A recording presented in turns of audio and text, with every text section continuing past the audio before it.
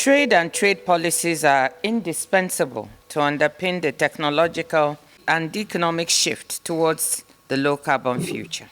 Transport constitutes one of the biggest challenges for decarbonization of our global economy.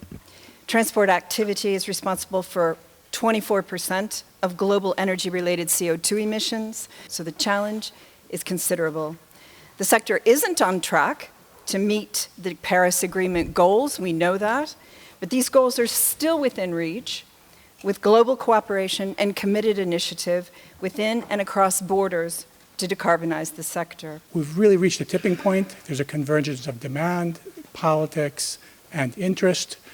Together, the global industries and the organizations that are responsible and looking at this have close to 130 trillion of investment dollars behind them to potentially look at new and emerging greenhouse gas reducing technologies.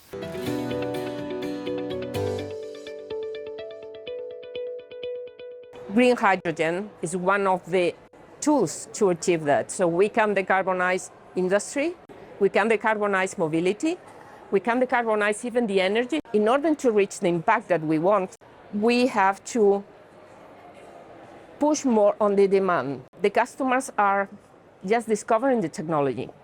They are willing to learn and to test and to run with that, but they see that as a risk. So that means that the customer wants to pay later at the end because they are risk averse. We have really to start projects now.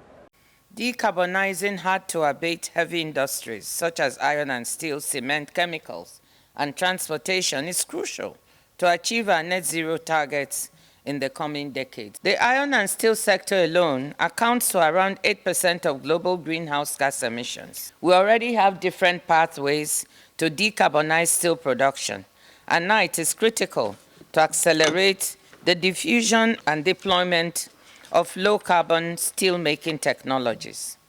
Carbon pricing has a very important role to play to make sure that net zero is achieved at the lowest possible cost. In the past, the inability of the world to factor the full cost of social, economic, and environment has resulted in development of a lot of emissions and hence the challenge of climate actions that we are looking at. One of the impediments on this decarbonization journey is the significant cost difference that exists between a green steel and a steel as normal. Our company, H2 Green Steel, will use renewable electricity to produce green hydrogen that we will use to produce decarbonized steel. We will reduce emissions with more than 95% compared to the blast furnaces process, which is the most common in the world. Before we have a significant carbon pricing in the world and in regions, there will need to be a green premium on the decarbonized green steel. Now it's voluntary commitments from our customers that make them want to pay this, but in the future I think it needs to come also regulation that secures a market for decarbonized steel. Once this starts, I think we can inspire each other to go even faster.